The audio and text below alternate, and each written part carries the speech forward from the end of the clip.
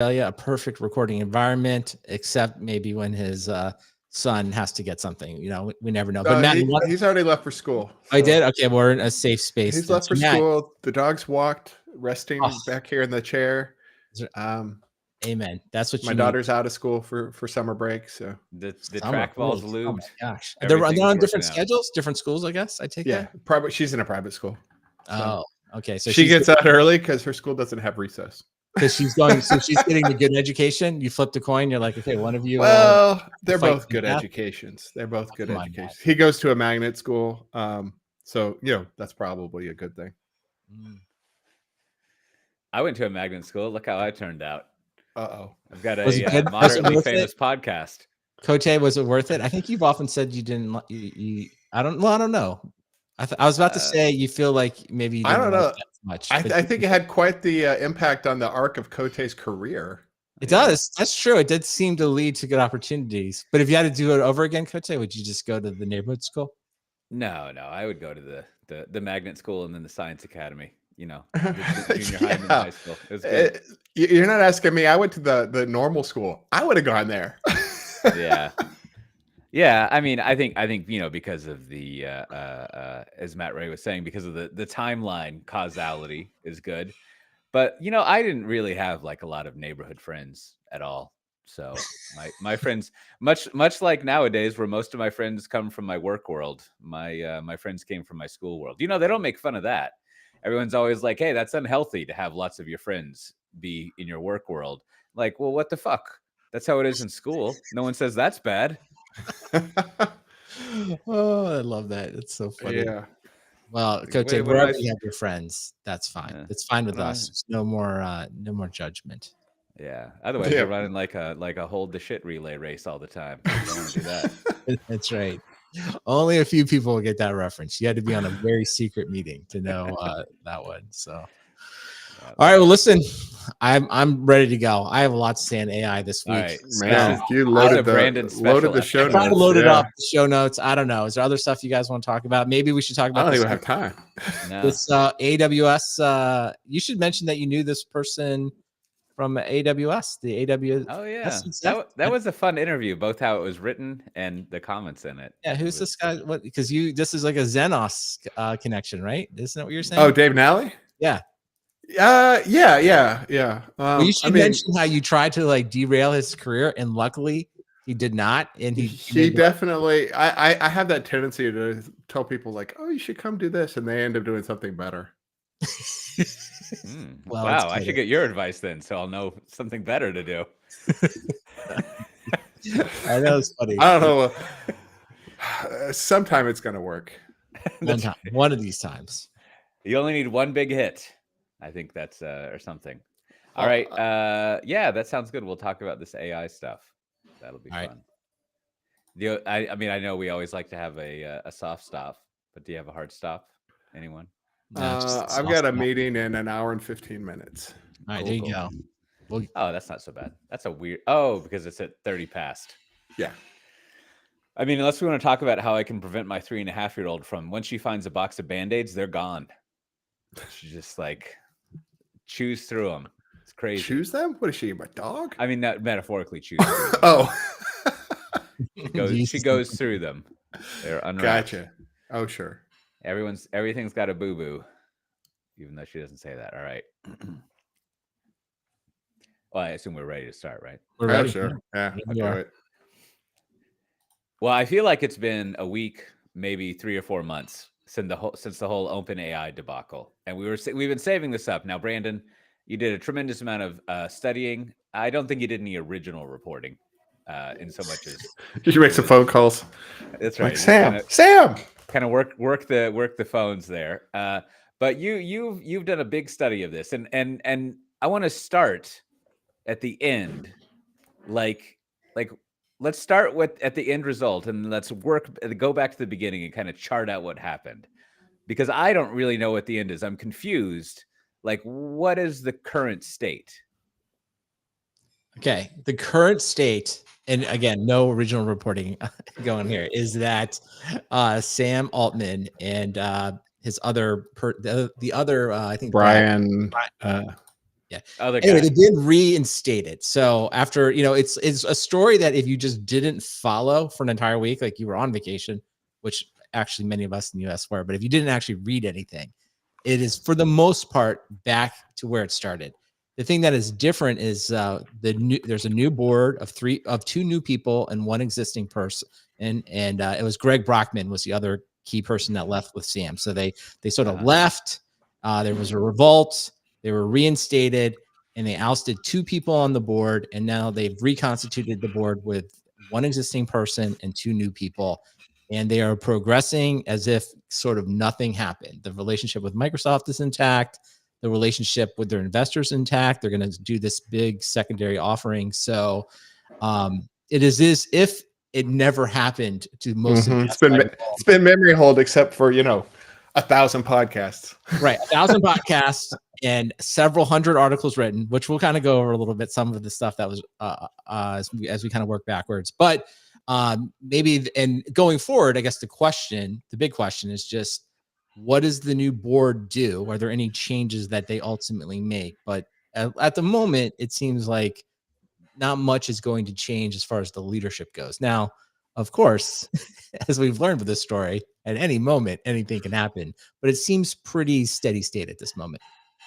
All right. So let's go back to the beginning then. Like, just, it's good to kind of go over the details, especially from a new perspective. So we got everyone knows that AI is going to take over the world. You got these people freaking out about whatever safety and alignment is, and that's all due to this Chat GPT thing, right? To OpenAI, this organization doing stuff, and that's what this whole big kerfuffle was. But let's pick up the plot. I don't know, a month or so ago, or something like that. Like, how does this start? Where you get this weird week-long thing where all of a sudden there's a board coup and it gets routed, and then everything's back to normal.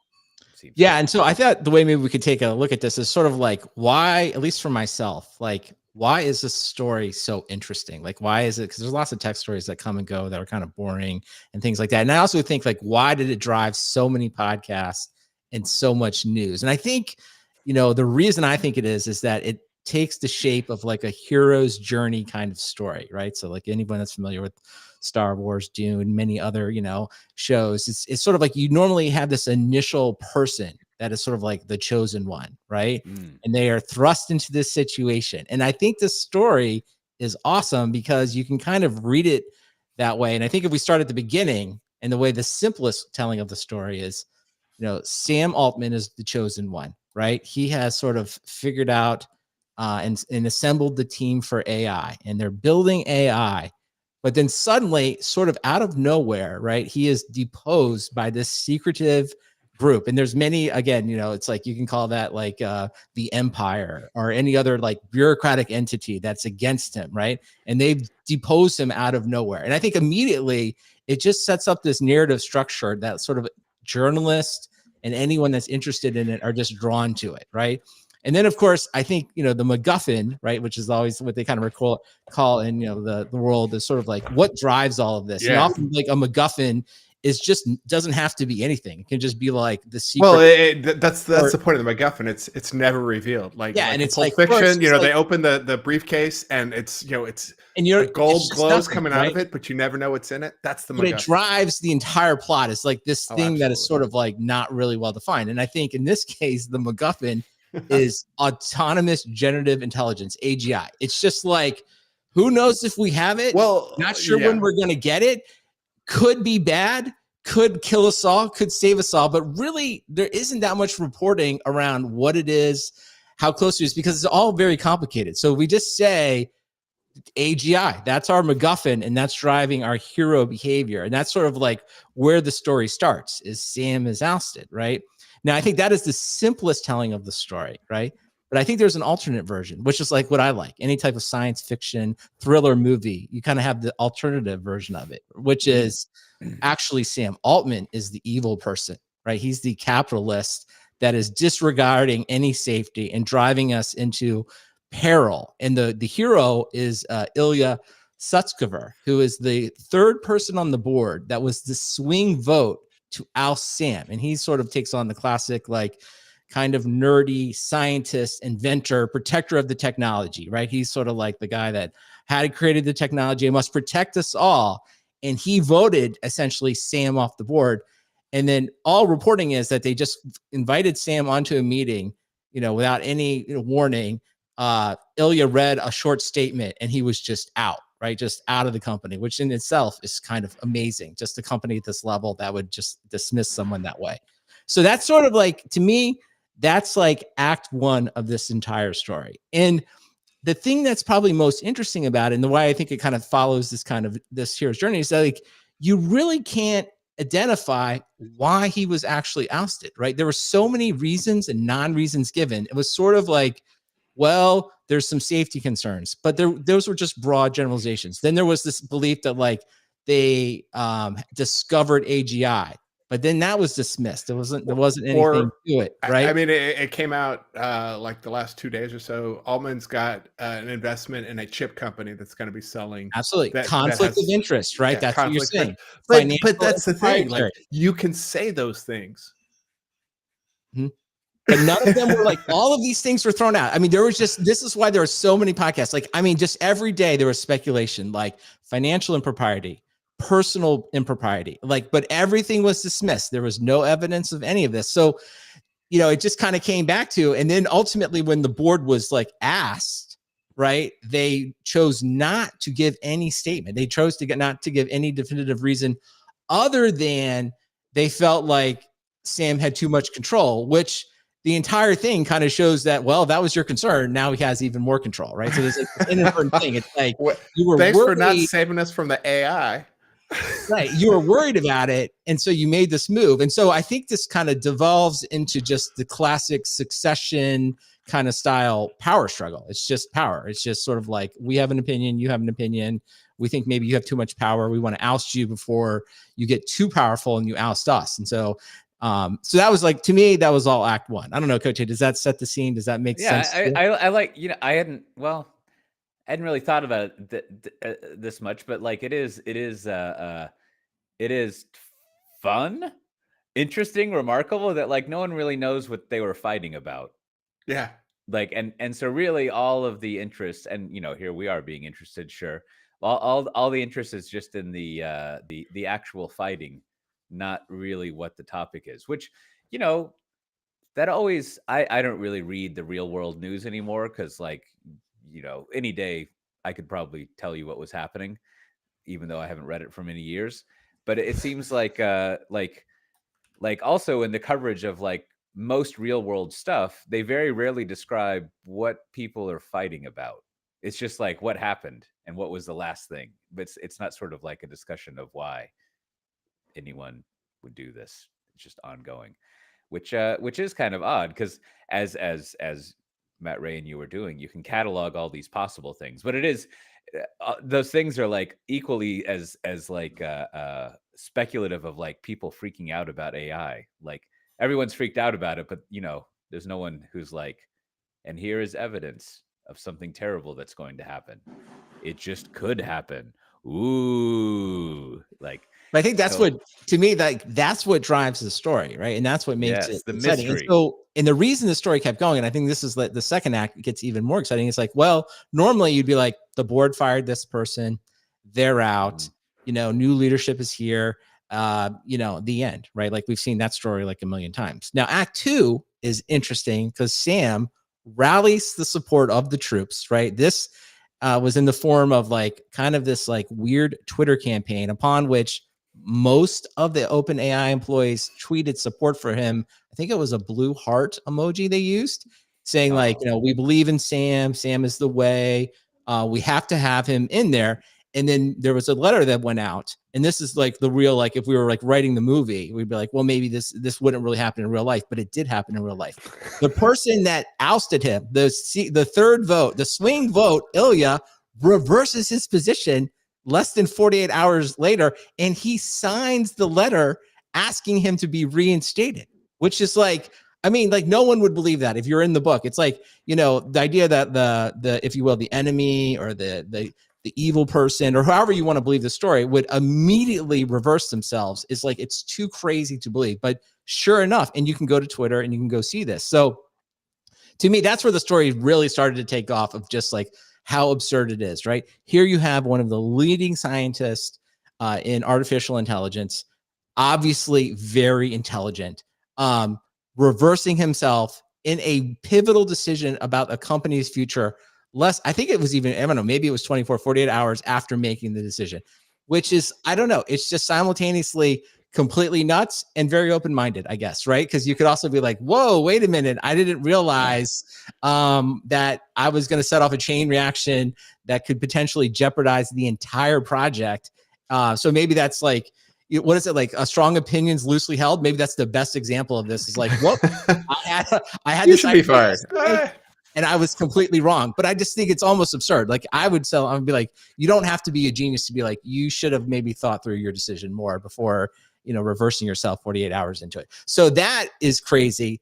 And then I think Act 2 sort of, the culmination comes when Microsoft just kind of issues this like vague but wide-ranging press release that they've hired Sam and Greg Brockman to basically lead an entire new division of Microsoft. And for the most part, they said anyone that wanted to come from OpenAI was welcome to come.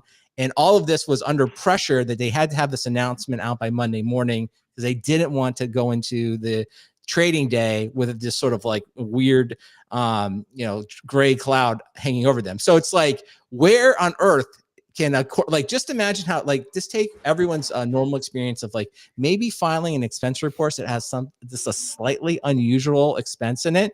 Just imagine how much due diligence goes into like that, right? Now imagine like over the weekend hiring 700 of some of the most expensive employees in the world just at the stroke of a pen. So that's essentially what happened. And so that sort of ends with like, well, looks like everyone's going to go to Microsoft. It's a mass migration, if you will. And everyone's sort of thinking that Microsoft has like won this. They've somehow acquired all of OpenAI by not paying. I mean, the cheapest acquisition of an $84 billion company ever. Right. So it's like Satya Nadella, greatest M&A person of all time. He's a genius. He goes on this weird media tour, which is also funny. Like he's actually giving releases. And like some of the initial questions are like, so Sam's part of the team. And he's like, well, he is, but we haven't signed anything yet. So that was the part that was interesting. It was just sort of like, it was all just vaporware. It was all just a press release, which is like, that's its own lesson right there. Like, never talk about anything until it's signed. Yeah. So that's just like 101. Well, I think in this case, they did it knowing that like, hey, we want the stock market to believe that OpenAI, the stock market will come back. What's a day, right? Well, I don't know. Let the ink dry or let the ink get put on the paper, right? True. I don't know. This is where we may almost need like Matt Levine. Is insider trading when you just put I don't know, everything is insider trading. Maybe that's a podcast for another day. So that's sort of like is Act 2. And someone in the chat here is pointing out that like, maybe much of the support from the employees, because like I think a lot of employees like where they work. They probably like do like the CEO in some cases, but a lot of people probably don't have a strong opinion about their CEO where they work, right? Maybe if they were fired, they'd just be like, sorry to hear that, and move on. But they did say like, that OpenAI had this huge, if you will, secondary offering upon which many of the employees were going to be able to sell their shares and probably make tons of money. So maybe behind the scenes here is the employees are just acting in their own self-interest. Like, hey, yes, sure, we believe in Sam, but we really believe in the secondary offering more than anything. And we don't want that to go away. So there was some motivation to kind of keep him in the fold. So that sort of, if you will, takes us through like, I don't know, the Monday night, Tuesday of when this is happening. And so now everyone's going to Microsoft, right? And then finally, as we kind of wrap the story up, is sort of like, well, it seems like it comes out that Sam doesn't necessarily want to work there. Many of the OpenAI people don't want to go there. The funniest thing I read and saw was like that they had set up some makeshift space in the LinkedIn building of somewhere in the San Francisco Bay Area. And they were worried that the OpenAI team didn't want to use the Windows PC, so they bought a bunch of Macs. So there was like this weird space that was being assembled for them to come work at. But what ultimately happens is Sam, I guess, has a bunch of different meetings.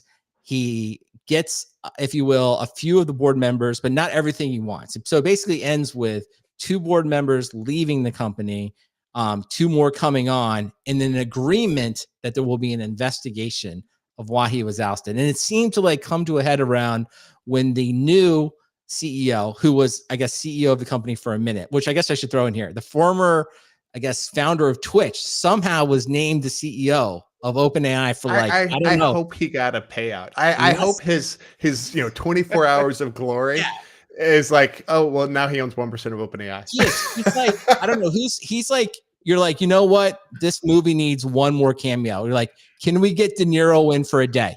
Just for a day. We just need 2 hours. There's a little on that. I'm thinking more of a Matt Damon, but sure. Yeah, maybe a Matt Damon. We need a Matt Damon in here. We need a Damon in here for He's like the king of cameos, right? Yeah, we need it. We need him. We need to come in. We need him to be the CEO, and we need him just to say a lot of obvious things, right? So it seemed like it kind of came to a head when the new CEO is like, okay, board, like I got it. I'm putting the company together. Why did we oust the last CEO? And the board was like, we can't tell you. We can't. We consulted with our legal team.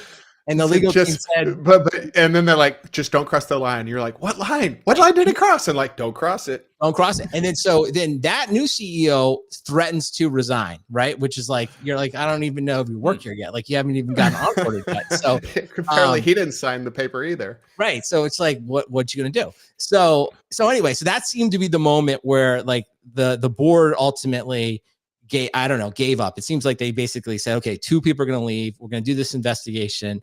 The Twitch person, I don't know if he was really with the company, he leaves, and then Sam is reinstated. So that kind of leaves us with sort of like the end of episode. Wait. Wasn't there somebody from Quora in there too?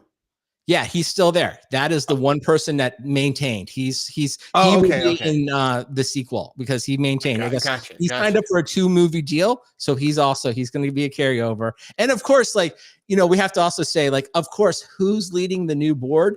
It's the same person that led the board of Twitter that under the process of selling to Elon Musk, which is also funny, right? It's like, well, he was part of the Twitter fiasco, although Twitter, I guess, shareholders came out well. He's now been part of, he's now leading, if you will, the board of OpenAI. So that sort of like brings us to current state. So I just think like mostly this is a great story. It's just a great story of power struggles and fighting and like strong personalities and kind of like weird personalities. And I think I have to say, like, I was on break. I was just enjoying some time with the family around the pool. And I I must have listened to 25 podcasts about this subject. Wow. I did not get enough. And I put a bunch of them in here, right? I thought The Verge did a really good job.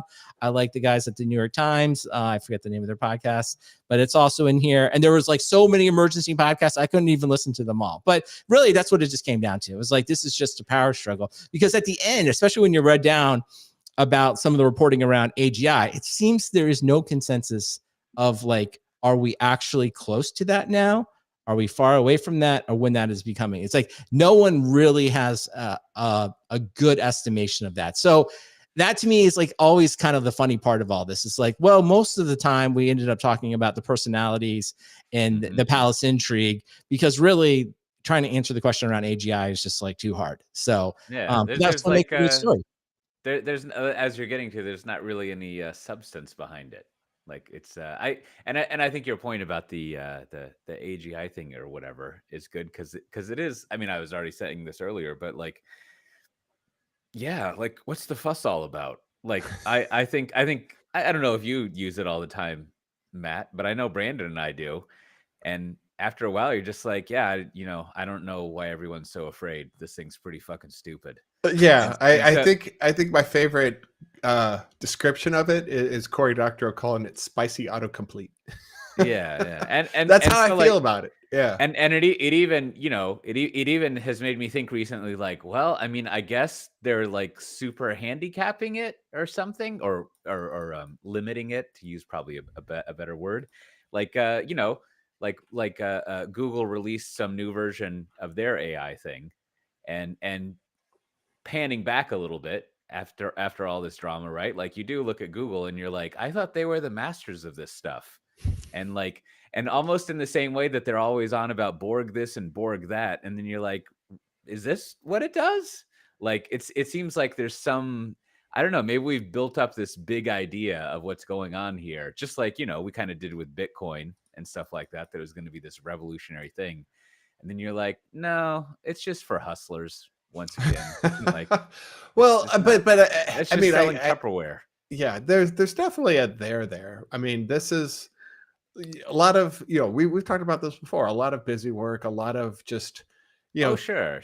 I mean, there's a lot that can be done with this, but it's still just as questionable as humans. It reminds me of, I can never remember the name of this book, but in the late 2000s, there was this big idea of like, what was the word for it? Maybe y'all remember. It was like, business process transformation, like BPM, I think, business process management. And it was like if you took the ideas of SOAP and web services and you just kind of extended them into this imaginary future, you would just have like computers transacting with each other on the supply chain. And like, I think you even probably did some of that stuff back in your retail days, right? Just like and I think all it amounted to was like, you had this old format that you would send to your suppliers to like ship more toilet paper and things like that, called EDI, which was probably one of these like, 80s formats that involved like octets or some bullshit. And like, it was just like, oh yeah, we're going to convert that to XML. That's it. That does feel like the gist of most like, revolutionary changes is somebody's like, oh, now I have to write the JSON in a different way. Yeah. So, and it's not to the point you keep saying, Matt Ray. It's not that like there's a reason why Brandon and I use it every day. It is great, but it's not like let's really do some crazy shit over the Thanksgiving break. Great. I would have to imagine, like, it feels like a lot of those people would be like, I don't know, man, I got some leftover turkey sandwiches I got to eat.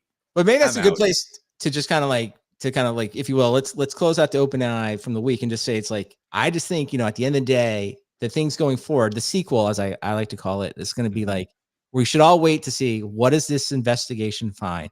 And probably the stuff that's come out enough here is that, will the board actually ever state specifically what it is? Right. It is totally. I know. Yeah. I'm just saying, these are just setting up for season 2. These are the questions. Do they do that? What does the investigation turn out? Do we believe it's a legitimate investigation? Do they ultimately change the nonprofit structure? Right. And then, I think probably the biggest thing is sort of like following Sam as our lead character. It's sort of like, because people have started to come out and start to say, it's like, well, there are potential conflicts of interest. And Sam also has been ousted from his role as the Y Combinator like leader. And it's like, does something actually come out of that? Right. So that's sort of like, if you will, we'll just kind of leave that there. That's what we're working on OpenAI. But then where you guys were going, and I thought there was a great article that summarized this around, well, like, why does everyone really care? And there's a great New York Times article. It's called Inside the AI Arms Race that changed Silicon Valley forever. And they do a great job of going company by company and kind of outlining, why is everyone, to your point, Cote, like sort of like freaking out about this? And so you can kind of go back, and I think I won't try to reread the entire article to you, but I'll just kind of say, it's like, ultimately what triggered all of this was Microsoft was really ChatGPT 3.5 launching. And there's a bunch of great quotes in here. But really what the main thing is that no one expected if you will, that interface to take off. The guesses was like, oh, maybe a few thousand people would use it. Right. And it's like, the fact when it was released and the adoption of that is what sort of triggered everything. Right. And so it's up to basically around 100 million active users of some kind. And then when Microsoft, if you will, partnered with OpenAI, that seemed to be the moment where every company, and when I say every company, I mean the big tech companies being Google, Amazon, and Meta, all felt compelled to start doing something, right? And I think this is like, because I think we're all kind of students of, various business books, whether we like it or not. But I think many of us came of age, and I think many of these leaders came of age when like Innovator's Dilemma was really popular, Crossing the Chasm was really popular. So it's almost like all the leaders of today have sort of been trained and if you will, are on the lookout. Only the paranoid survive. Like all of these ideas that I would say kind of came to fruition. They've been around for a while, but were really popular in the late 90s, early aughts, right? And I think that's what you're seeing here is like all of these leaders are so afraid that they're going to be, if you will, the Steam what was it like the Steam can't remember what the example was in Innovator's Dilemma. It was like the Steam something, right? mini Steam mill. steel mills. Steel mills, right? They're all afraid they're going to be that they all leap into action immediately, right? And it reminds me a little bit in our world, this is a little bit of the whole container orchestration kind of thing, right? I feel like this happened a lot around that. It was like, oh, container orchestration looks like it's going to be big. Everyone's got to have some solution. And we've kind of generally agreed we're on Kubernetes, and no one has been a big winner, like, you know, in the previous generation with VMware. So that's really what's going on. I think all these leaders are so worried about that. That's why you see them, if you will, jumping to do things. And so with that angle, the worry is just like messing up their business, like stealing their money, right? Yeah, and I think that's what this article does a good job. It's sort of like, it seems consensus is that Google has had something like this for a while, but all the reporting is that Google was very worried about releasing it. And it makes sense. Like if you have a $1 to $2 trillion company, right? The risk is so high that if you do something wrong, that either you jeopardize your brand to continue to deliver search, or maybe you inadvertently make search a lot less valuable. So it seems like Google has been sitting on this for a long time, right? And they didn't really want to do anything, or weren't sure they were going to do it. And of course, they would say safety, right? They were very worried about the safety of it.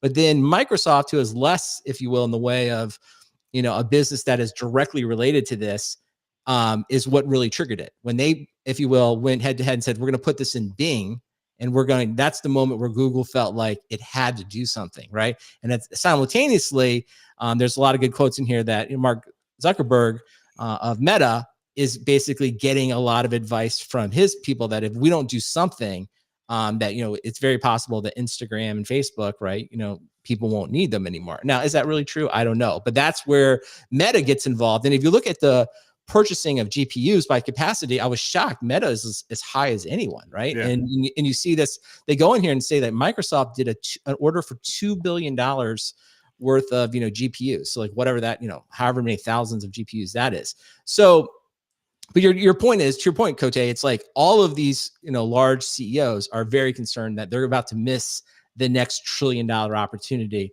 And that's why everyone immediately is doing something in this area.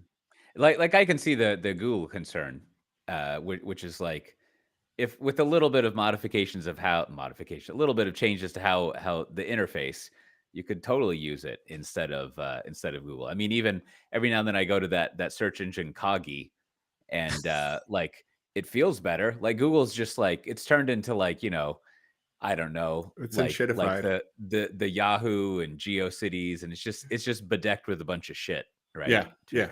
And so like it feels like their problem is pretty basic, which is like, if you know there's an alternative, then you realize how crappy it is. If you don't know there's an alternative, let alone it being there, then you're just like, oh, this is the way things are, right? It's the old, you know, I don't know, something. Well, doesn't know and that's why they have the licensing deals with Apple and others to be exclusive. Right.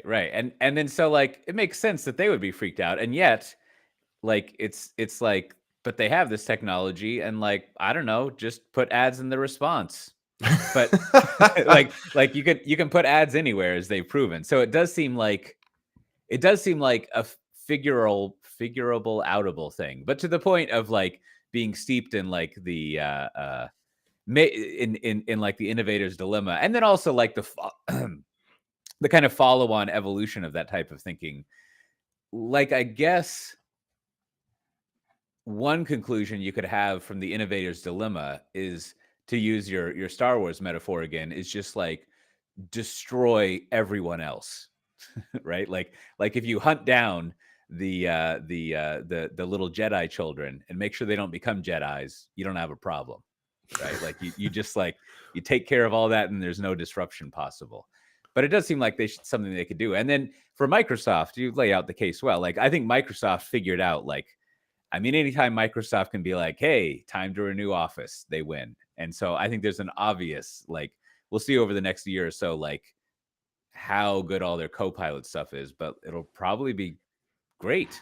like a great addition to how to do stuff. So that makes sense. But the one that I'm always confused about is the old Facebook, like, because it feels like what Facebook does is it gets however many billion users they have to give them free content that then they give back to those users. And so, like,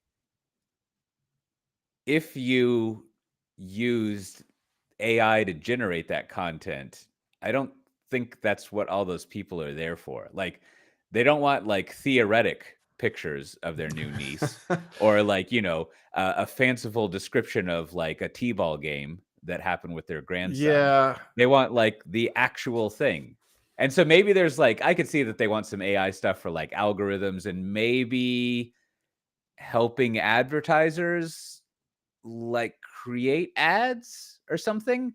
But like, it's hard for me to imagine beyond, again, like algorithmic stuff, like what they would want with AI, unless it's for the metaverse stuff. But like, we all know that's in the toilet. Well, there's I a good believe quote I to believe it answer your has no legs. question. I think maybe sometimes we should think of just these, it's hard sometimes, I think, to CEOs, these people as just normal people, right? So if you're What? Zuckerberg, like here's the advice he was getting, right? Here's the quote. So his AI guru, I think it's LeCun is how it's pronounced. So LeCun delivered a warning to Mr. Zuckerberg. He said Meta should match OpenAI's technology and also push forward with work on an AI assistant that could do stuff on the internet on your behalf. Websites like Facebook and Instagram could become extinct, he warned. AI was the future.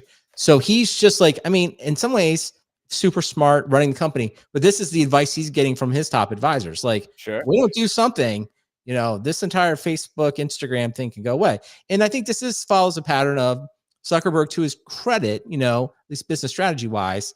I think he is always on the lookout for the next big things and wants to make sure that they're part of it, not, if you will, relegated by it. So buying Instagram, buying WhatsApp, those were pretty big hits. The Meta stuff seems like Oculus, if it's going to happen, it hasn't happened yet. Seems like that's sort of passing. So I think, he's just someone taking in advice from what he considers really smart people and probably feels compelled to do something.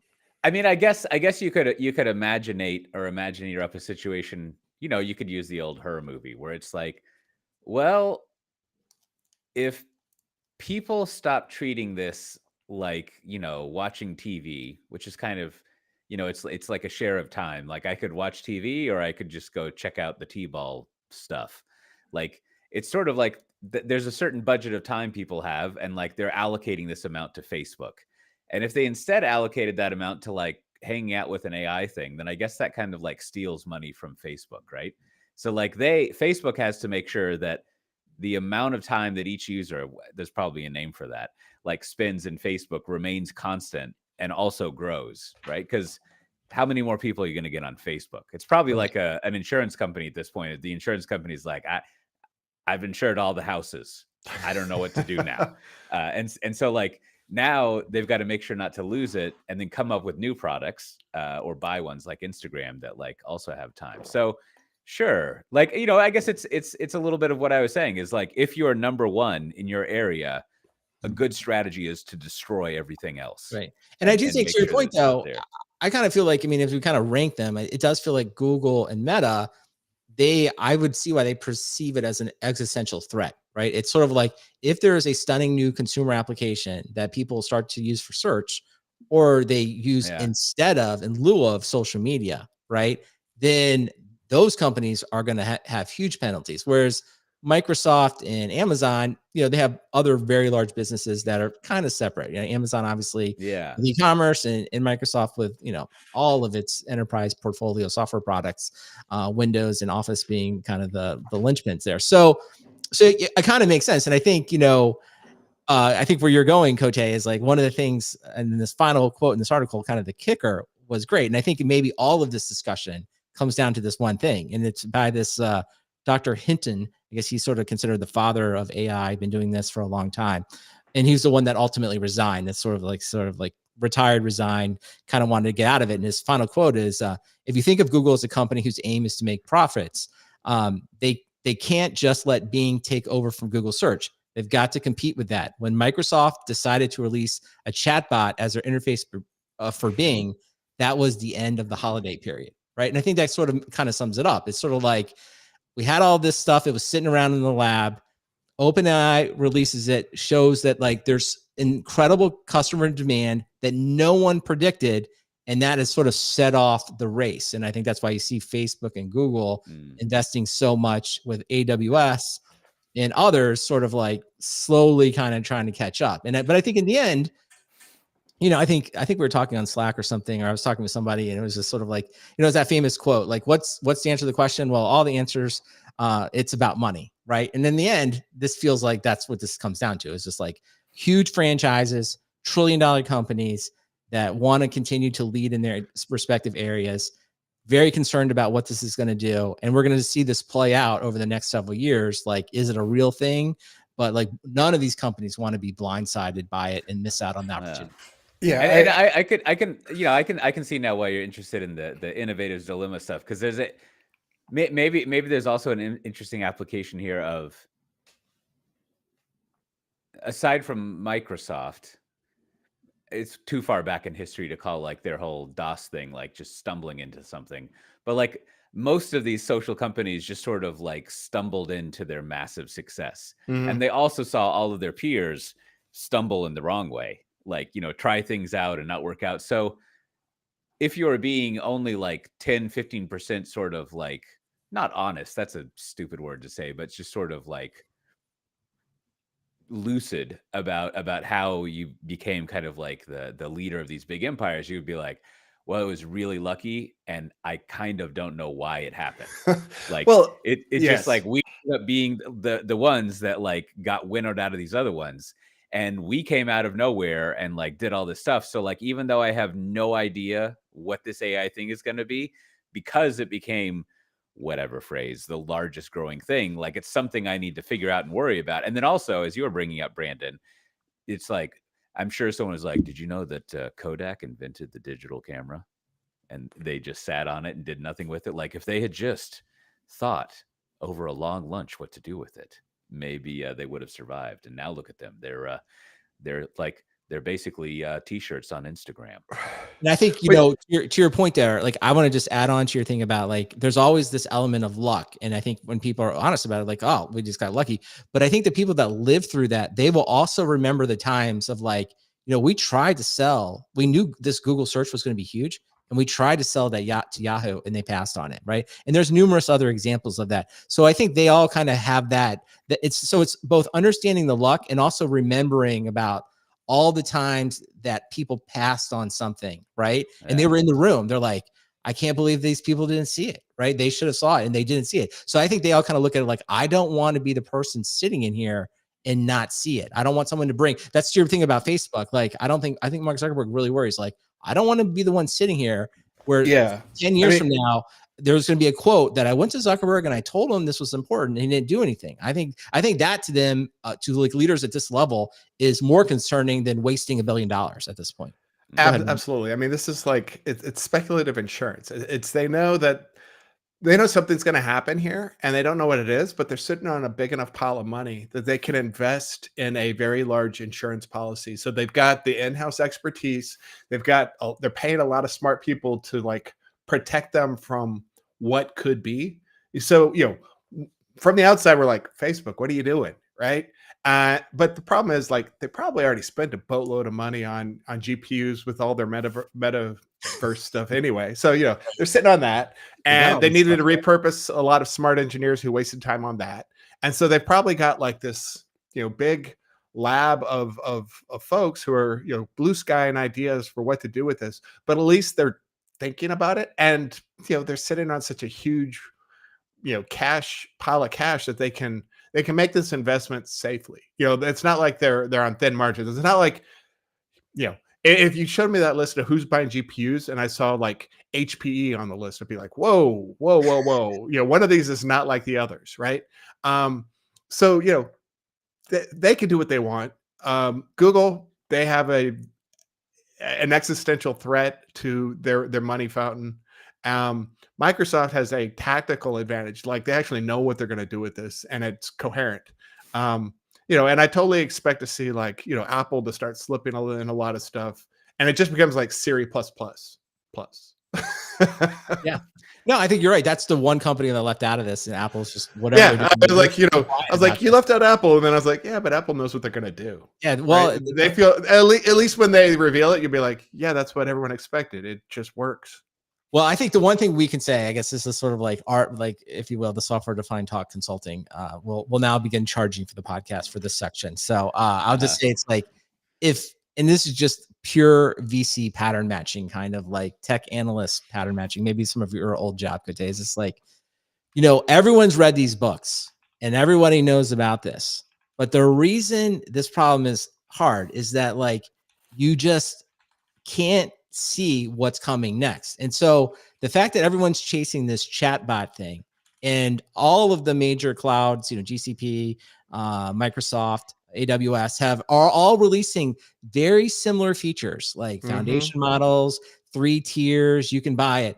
The fact that everyone's sort of consolidating around that just means to me, it's like, it is very possible that the thing that is going to be really valuable out of this for this is going to come out of left field, either hasn't been invented right now or is so overlooked and trivialized that none of us can possibly see it, because that's sort of like the history of technology is like a lot of back to your thing about IBM. It's not like IBM didn't think the personal computer was a good idea. They're like, this is a good idea. It's just not going to be that big. Right. And they just completely underestimated it, opening the door for Microsoft. So it's very possible. And it's almost like if we were sports betting, it's like, do you want to take Facebook, Microsoft, or Google to win this, or do you want to take the field, just the field of unknown companies doing unknown things? Like, I don't know. I just feel like in this case, the field is probably a really good bet. Like, but the thing is, the field gets co-opted as soon as it shows promise. I mean, you've got if the field was OpenAI and Anthropic, you know, it's like, well, the big players already stuck their fingers into those just to make sure that you're not left out. 100% agree. I think the idea that you're going, and I think this is like, it reminds me of our old times in monitoring. It's like, what do monitoring companies like to argue about? They'd like to argue about with like number of collectors and agents and all that stuff. But like everyone competes there. So it becomes a parity very quickly. Just like I think all these AI models, everyone has a LLM. Everyone's building a new one. Everyone's buying GPUs. So at some point, they're just going to be very, very similar. What someone hasn't figured out is like some new interaction that we all kind of want to do that has some kind of interesting way of doing it that will create a big brand and draw a big audience and actually have some brand loyalty to it, right? Like, so the example could be Facebook or Google. Like, there's plenty of web searches, there's plenty of social sites, but at some point, those brands and those products became so big, it's kind of impossible to take them down. And I just leave the door open that like, I don't know what it was. If I did, I would build it myself. But like, this new thing can emerge, and it's going to be very hard to, like, if you will, watch all the flanks, right? It's very likely something will come out of nowhere, and it will, in retrospect, it'll seem obvious. And all this time people spent arguing about who's going to build the biggest LLM, we may look back and be like, oh, that's kind of funny we did that. Turns out none of that was that important. So we'll see. Yeah. I could see that if I don't really read Facebook, but if you had it go write a daily summary of what happened in your feed and email that to you, that would be pretty cool. So you don't have to log in. And look yeah. I mean, that's the thing. Everything about Facebook is speculative because they're like, what would we give the AI access to this stuff? You know, well, the AI acts on your behalf. And it's like, sure, you've got some, agent acting on your behalf, which means you don't end up going to their properties, but how did the content get to to where they're scraping from? Yeah. So I mean, I still think it's speculative. We've been kind of dancing around and talking about it a little bit. I've certainly, Matt, a couple episodes we talked about like this idea of like, well, what do people want? Do people want all these different, like, do I want a store of like a bunch of different LLM and foundation models? No, but like if someone sort of came out with something that's like, it turns out that you have this assistant thing, and you know what? If it just kind of follows you around, if you give it access to it, it starts to do all this stuff for you, right? It does start to, if you will, schedule appointments and takes care of some productivity stuff. And really, it mines the social graph you give it to tell you things that you think are interesting. Like, you can kind of just envision of like, no, I just want that. And then, if you will, people start to say like, well, that one thing is really the best thing. And the way that they've integrated it, maybe it's Apple, maybe it's somewhere, the way they integrated it into your life. So it's sort of like, if you will, not evasive, but behind the scenes, like that's like kind of the $1 trillion opportunity that's out there. Right. And I think maybe someone figures that out. But like right now, just everyone firing another LLM, like another announcement, like we just saw today, like Google unveils Gemini, and it's like Gemini comes in 3 sizes.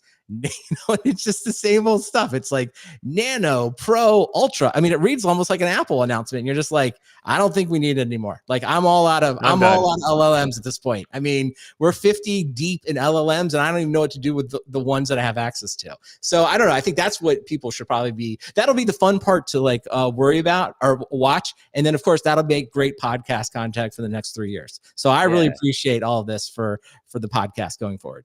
I think you've sorted it out in my head. You've installed the idea in my head, Brandon, which is like, to summarize it in my way, is there's the potential of like a new user interface into the internet that could replace the other ones out there, right? Whether you want to call it an agent or whatever. And anytime that happens, this is like since I'm not in the consumer tech business, I'm kind of like, I don't think about this kind of stuff. But like, that's basically what all the consumer tech companies have, is they are like a default interface that you go to do your stuff, which is slightly different than, I mean, you end up spending time there, but like not necessarily. It just means that you go to it. It's like your default thing. And so like, if there's even if you don't know how, if there's some vague threat that that's going to be changed, you get freaked out about it, because you know that like people can just decide to, as we used to say, turn the channel. It's really hard for them to turn the channel, but you know that it's mechanically possible. And so you almost have this, like, it's probably one of those things that you don't really say out loud very much, but you're like, wow, we're making this billions of dollars just based on people not changing the channel. Absolutely. So, Absolutely. we better freak out about that. So even if it turns out to be nothing, you learn over the 5 or 10 year, what's a 5-year period called? Is that a centade? Whatever. But like, you learn over like 5 and 10 year chunks of just like, if you have the money, anytime something like this happens, you just dump a lot into it in case something happens, even if nothing does happen. Just like with the iPhone. Like, was that the last one? That was probably the last big interface change that really screwed a lot of people over. Is just like, who knew? And now, I mean, I think that's why Apple kind of doesn't do much here. Is they're like, whoever wins, you're still going to do it on an iPhone.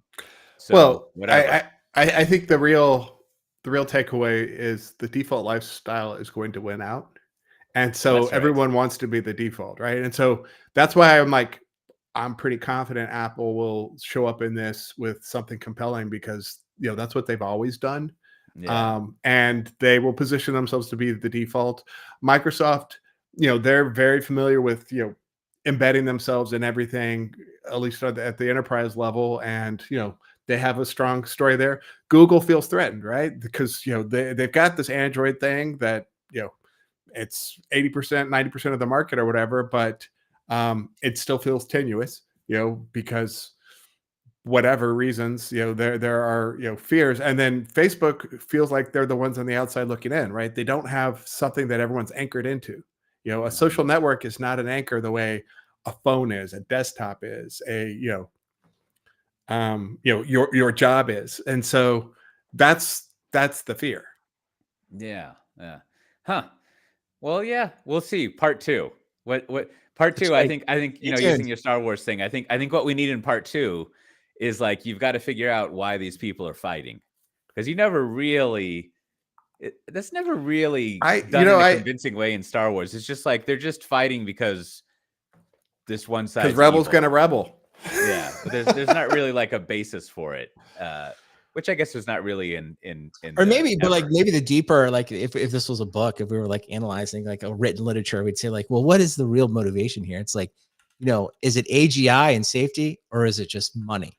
Right. And I think right now, you know what I mean? Like that's kind of like this weird, tenuous, like they're linked, but only, you know what I mean? But very loosely. And I think that's the thing, that it's like they get all up on their high horses about, this path leads to doom, and this path leads to salvation. It's like, but at the same time, both sides are just turning around and selling it to the general public, and the general business public, who have less time for this white ivory tower scruples. They're just going to be like, look, turns out I can generate 1,000x times the spam with even better up-click rates. That's what's going to happen with this. This is like arms dealers like, oh, I have to worry, is this is this going to be used for bad or evil? But at the same time, I'm just going to sell it to everybody. Yeah, no, I think that's the thing. And I think both sides are going to do the same thing. Yeah, and the underlying and you know, and we've seen this game played a million different times. It's like, so obviously there's like this threat of regulation. So everyone's like, you know, in sports, it's like work the refs. So it's like everyone's working the regulators in a way they think sort of, if you will, provides them an advantage. Certainly all the incumbents like want regulation because that's hard to deal with. It makes it harder for people. And then people that are just like, we should just do anything. It's like, they don't want it. So you're seeing that normal thing play out. And then of course, like underlying all of this is like the hard problem that no one really knows. It's like, as LLMs progress, like, do they lead to AGI? And it's like, I don't think anyone knows, right? So it's like, it could just be, you know, Matt, you talked about a couple episodes, you did some research in AI like way back in the day, right? And you're just like, well, that stuff sort of like isn't relevant anymore. And it's like, we just may get to the point LLMs may just be like a cul-de-sac. It's like, they're really cool. Like, to people say, it's like, they are great co-pilots, duets, Amazon Q kind of things to have on your computer. And that's great, but it doesn't go beyond that, right? Or it may be the bridge to like the next big thing, but no one really knows that. And I think anyone that says they do is really just, you know, lying to themselves. Yeah. I think the, you know, the positive light here is I think all of us consumers will benefit greatly from it, because you'll have if you'll have all these companies just constantly making things free and battling and doing it, and we can just kind of sit around and use all the free shit. It's kind of like like an instance of open source where it's just like, yeah, well, all these people are squabbling, I got this web server I can run, so keep fighting, and I'll just collect all the stuff. Like, keep playing Dungeons and Dragons. Yeah, exactly. Well, you know, when the AGI comes about, Brandon, I'll ask it this question, but because it's not here yet, do we have any bureaucracy this episode? We don't really, other than just to say, I hope everyone had a nice Thanksgiving and is headed into the holiday season. And what makes a great stocking stuffer? Stickers. That's what everyone needs. So you should send me an email to stickers@softwaredefinedtalk.com. Just send me your postal address. Let me know how many stickers you need, how many children you have, how many pets you have, how many Yeti tumblers you got. Like, you know, you need to mark everything. So just send me an email. I'll be happy to, you know, up the shipping, make sure you have plenty of stickers for your stocking stuffers. Well, my only pseudo bureaucracy is that you should subscribe to my newsletter at newsletter.cote.io. I think, yeah, it's great. I should know because I write it. So I read through it at least one time as I'm writing it. Does that count if you read it when you're writing it? I feel like it does. It seems like a lot of work. Well, as homework for the listeners, what you should do, what I've done with Cote as well as other newsletters, I like to take the newsletters and cut and paste them into ChatGPT, into Bing, as well as, well, I guess Bing is the same, and then Bard, the new Google one, and then have them summarize it. Because I always think it's fun to see like how the writing is summarized by the different AI bots, which is I think that would be a good premium service to provide for this podcast. My newsletter is just like, you can subscribe for a lightly edited, you know, LLM. Maybe you're the one to do it, Cote. I think you should include maybe like a 4-sentence summary of your newsletter written by the AI in the newsletter. That would be the most meta thing you could possibly do. I've thought about it many times. TLDR, here's the 4 things.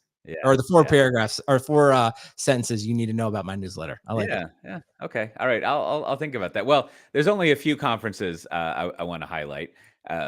First of all, there's that conference over there in Round Rock, January 29th to February 1st. And then also, I've been talking with some people at the Scale conference, which is in LA, and also DevOps Days LA, and that's March 14th to 17th. I don't know if they're selling tickets yet, but that's a good conference to check out. Matt and I were there last year. We recorded an episode. It was fun. Maybe I'll make my way out there this year and record another episode. I don't think Matt will be there at the moment. Sadly, not this year. But I think I could recruit one of our friendly people in our community to co-host there, and I could bring some better audio equipment. I think that is my homework. You would think with the vast amount of audio equipment between at least Brandon and I know Matt Ray just sort of like hooks up a wire to a paper cup. Hey. But you'd think we would have good field recording equipment, but we do. I just need to actually bring it. Well, speaking of good field recording equipment, Matt Ray, what do you have to recommend this episode? Well, this is not my personal recommendation, but a member of my family just started going through a ophthalmology process called orthokeratology, ortho K. It's hard contact lenses that you wear at night that reshape your eyes to fix your vision. Ah, Yeah, it's like Invisalign for your eyeballs, and it totally works. It's amazing. So like, one of my children s- wearing glasses and forgot their glasses very frequently, and just vision was continuing to get worse. And the ophthalmologist was like, "Well, we got this process where you put these contacts in while you sleep, and then you take them out, and you don't wear anything during the day." And literally day 2, she had 20/20 vision. And what? yeah, and it molds your eyeballs over time, and long term they stay that way. So it's not super common. It was like invented in the 40s or something, right? But a lot of the research was done in Australia recently, and it's starting to become more popular. So, like Invisalign you had for your braces and teeth and stuff, now you've got Ortho K for your eyeballs, and Huh. it works really great for kids, but adults do it as well.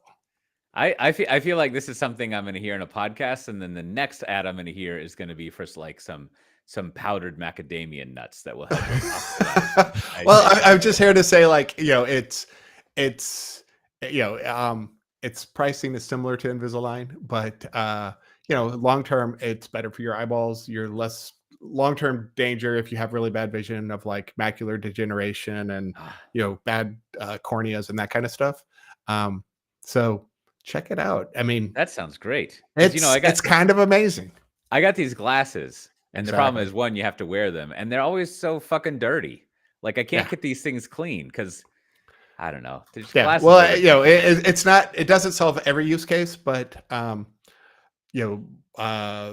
literally the next day, my child's prescription halved, and then like the next week she went in for an eye test, and it was 20/20.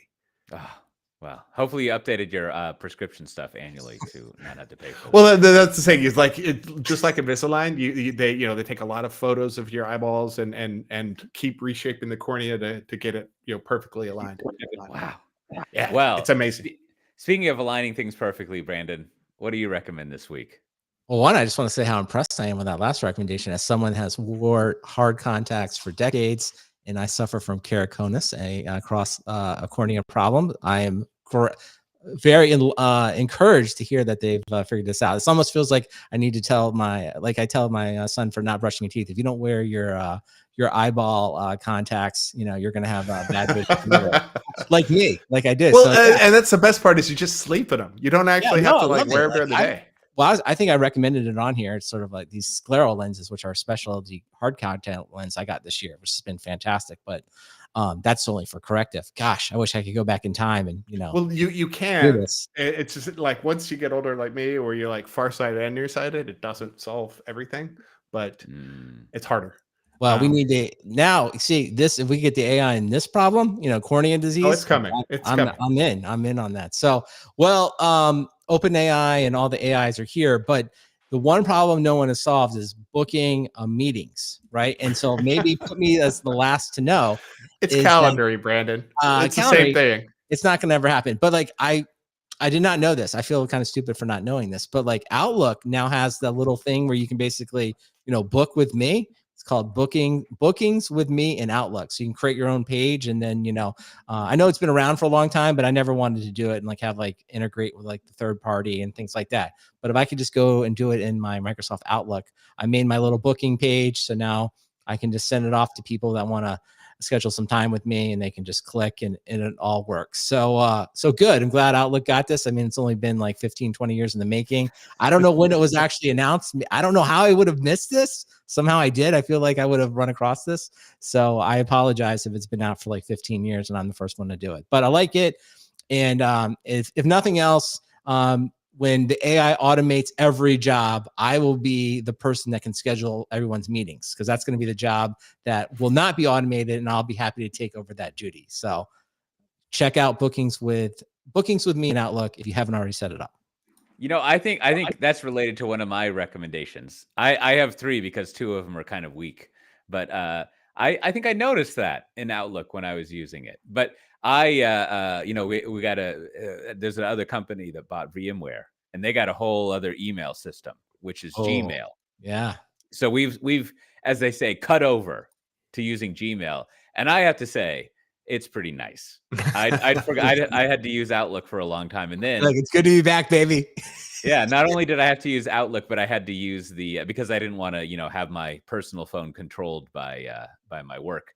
I had to use like their app that was not normal email, which is fine. But yeah, you use the Gmail, and I know you two are going to be like, yeah, that's great. But like it just works in your calendar, and it just like works in your normal email client, and it's also Gmail. It like works really well. So people should use that. And I think it's gotten me thinking, the policies that various companies have about if you can use, like if you got to have lockdown email, or you can just like throw IMAP open or have things there, like they're obviously extremely subjective, because you go look at the way email clients and policies that companies use of various amounts of freak outedness and like regulatory stuff, and like it's incredibly different. So it's probably just like the CISOs, ate some bad oysters one day and decided to like lock down your email rather than anything rational. I don't know. They probably have a hard job. My other recommendation is Descript, the podcast and video editing thing I use. I've used this new feature that helps you find like little social media clips. Like we've used Opus, I think it's called, right, Brandon? Yeah, we tried it a couple times. Yep. Yeah, and Descript, it's pretty good. It lets you edit a transcript to edit videos and podcasts, and it finds little social clips pretty nicely. I used it for a few things to measure if it worked or not. People liked them, and there was engagement. So apparently it was successful. And then I finally did a video about, we kind of alluded to this, or Matt Ray made a joke about it, playing Dungeons and Dragons in ChatGPT. And I've got a little 9-minute video going over my experience of doing that in my YouTube channel, if you want to check that out. But I think as I sort of conclude at the end of that, it's worthwhile doing. It works out fine as long as you have good expectations. Well, speaking of things that have worked out fine, you've listened to another episode of Software Defined Talk. This has been episode 444. Not quite the sign of the beast, but it's got to be the sign of something. And if you want to get the show notes for this episode, you can go to softwaredefinedtalk.com/444. We've got a whole bunch of links that we didn't really talk about since we focused on one thing. And a lot of those links come from our own things that we find, but also from the Slack community that we have, which you can also find by going to softwaredefinedtalk.com. If you've listened this far and you're not in the Slack thing, you should join it because you would enjoy it. Or you've left this podcast on and you're not sure how to stop it, in which case, sorry. It's almost over. Enjoy the next episode. And with that, bye-bye. Bye. Coach, I think you have like some good analyst survey, or just a survey in general. It's like I just want to see a list of the company names and then their email policies. Like what email client can you use? Can you use it on your mobile device? What like MDM do you have to opt into on your mobile device, if any? Like that would be a great thing. It'd be like, and that way you're almost like a job attrition board, but it's just like, okay, these companies basically let you use email from anywhere without any type of onerous requirements. And these companies make it impossible. Like you can only use it on that would be a good little survey. A Fortune 500 survey. It would be fun. Yeah, for sure. And that would be like, that's the kind of stuff would be great to see from analyst shops. That should be on Glassdoors, right? Yeah. Just sort of be like, most people use Gmail and it's fine. I'm the lead VP of research. They're using for Teams. Security. It's not cool. going there. Yeah. Well, but where you're getting, the thing you were hitting on, I thought was really good, was like kind of the arbitrary nature. It's like, it would be good if someone just sort of looked it over. That way, when you kind of found yourself in one of these places where like, no, you can only access your email and like through an intranet using this device and, quadruple single sign in with, 4 different factors. It's like, no, did you not see this other company? Like it's fine. Like they're all using, because so often it's like, well, security, right? Like people just throw it up and it's like, and I think to your point, like I remember, I think it's Sun, where I was at, Sun never wanted Microsoft products. So they just said like, like the IMAP server with like the encrypted thing, and it was like perfect. It just would work with anything. I mean, you could show up with any email client and it would work. And I was always, Yeah. I remember leaving Sun and being like, oh yeah, now I'm back to like these, you know, all this Yeah. kind of And sticky boxes. I don't know the policy Apple has, but I always figure I'm always thinking like, well, but I'm sure Microsoft and Google use their own email, I hope, I feel like and Apple's got to they're use Google's fine. products. Yeah, yeah. Well, who Probably knows in what that, you Apple know, does? $40 billion a year they get paid. They're like, They're like, give us that and unlimited Gmail licenses, Google for Business licenses. Throw that in too. That would be great. But yeah, you're right, Brandon. That would be cool to get. Maybe but we should get the listeners to send us some information about like, you know, what big company they work at and what their email. but then Apple policy also is. has like their own mail client. So I don't know. Yeah, maybe they all have an iCloud.com account. Oh my Well, gosh. the thing I'm always Yeah. curious about is how do people at Apple schedule meetings? Like someone told me at one point it was like their own internally built software that they freely agreed was awful. It was like meeting planner or something, and they did it because they didn't have like an Outlook or a Google calendar kind of thing. And it was just kind of fitting because it's like Google. I mean, if you've used iCal, which is like, I mean, if you hook it to a regular calendar, it's decent, but it's not like you could just use it. You know what I mean? You can't just use it as it is and be like, oh, this works. And God forbid, if someone tries to set up an iCal server, you're just like, internally, that seems like it would never work at a large company. So interesting. All right, listen, I appreciate everyone streaming with us today. Good to see Michael and Brian. They're always on. And then JD, like literally had two different usernames through this thing. He's JD Goes Playing, and then he was JD HD 503. So I don't know who the real JD is, but I appreciate High definition. That's right.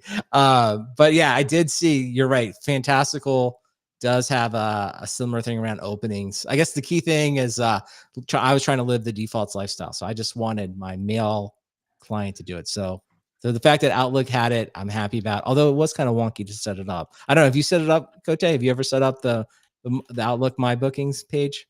No. No. I never went. Google has that in there now too. And I just poked around and didn't see it, but yeah. In Google or in Outlook?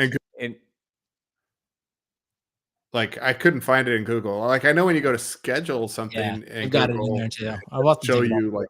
Yeah, I thought of setting it up, but then I was like, I don't want to be that easy to schedule meetings with. It's true.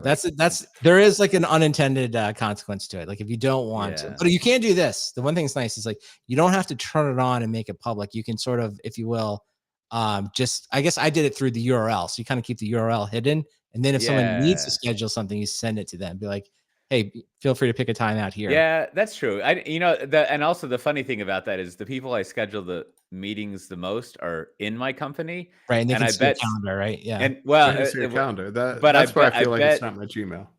But the funny thing is I bet sending them that web page would be easier than having them do it in the calendar app. Interesting. I mean, right? Because you go there and it's just like a list. There's not all this other shit around it. It's just true. I guess it's like a multiple choice. I feel like the Google one's not too bad because it shows you, like if you do the search for people, it shows you the person, and then it just overlays their calendar on top of your calendar, and you just find the white space. I think you're right, because I do remember back at Pivotal using that. I'll have to go in again and like see, because I remember that interface is pretty good. Yeah, and I mean, pretty nice. Logical. You know, as while we're on the topic, just as a quick hot take. So I use Fantastical for like 6 months because I used to use BusyCal, but then because of whatever, it didn't really work out, or I forget why I started using Fantastical, but I like BusyCal better. I think I can see people would like Fantastical. These are ridiculous words to say, by the way. I can see that people would like Fantastical, but I accept the lifestyle and the user experience they're kind of vibing on there, but it's not for me. I like the clunky nature of BusyCal versus like this fluid kind of fun nature that Fantastical has. I bet it's built into Hey. Exactly. No, they probably have some. I bet at Hey they have something like, "Why do you need to schedule meetings? You've got to be bold enough to question that." Did you see that there was I don't know, this is kind of a deep cut, but like if you follow Ezra Klein, he's a New York Times podcaster and opinion writer. He put a thing out basically saying something like, having trouble with Gmail. It's sort of like, it's gotten overridden. I'm thinking about something else. What else should I use? And so the thread below it was fantastic because a few people start to suggest Hey, and then there are people in there just beating on Hey, that it just doesn't have good. To be clear, I've never used it. I don't know, but they were just saying the search is awful in Hey. It's just really bad. And then, but then eventually Jason Fried? Yeah. Yeah. He shows up in the thread and he's like, first of all, he's like, love to give you, I'm talking to Ezra, he's like, love to give you a tour of it, would think you really like it. But then he comes out as like, well, Google's good at the search, but like, that's not all it's about. And he's just basically trying to defend like the fact that they're not as good at search and they're good at this other stuff, so the whole thing just becomes like any type of internet thread at the end. It just devolves into chaos. So it was just like, hey man, you're going to jump in here in Twitter and try to defend your search capabilities. I don't think you're winning. This isn't going to go well for you. So, and isn't search like what they repatriated? They're like big elastic the cloud open search. instances? Yeah. I think so. Yes, yeah, that was one of that's the one they pointed out was the most egregious expense. Yeah. Well, nothing's better than Gmail search, like Outlook search. I mean, there's just nothing even close. Like I don't know why it's so complicated, but like you search in Outlook, you search in anything other than Gmail for finding an email, and it's a long process. But Gmail, I mean, that is for sure the best. It's astonishing. Why can't I quit you? All right. Well, on that, thanks for all the streamers for hanging out. We'll be recording next week, probably around this time, and then the following week we'll have a special recording time. I think. Stay tuned. I think it'll be Monday the 18th is what we're working on. So hope to see everyone there. All right. And until next time, go ahead. I hope everyone enjoyed our extended email and calendaring discussion. Hey, we gave the people the AI at the front. We gave them the AI at the front, but in the end, it's always about calendaring. This is streamers only. That's this is like the extra content. They know what they've signed up for. All right. We'll talk to everyone later.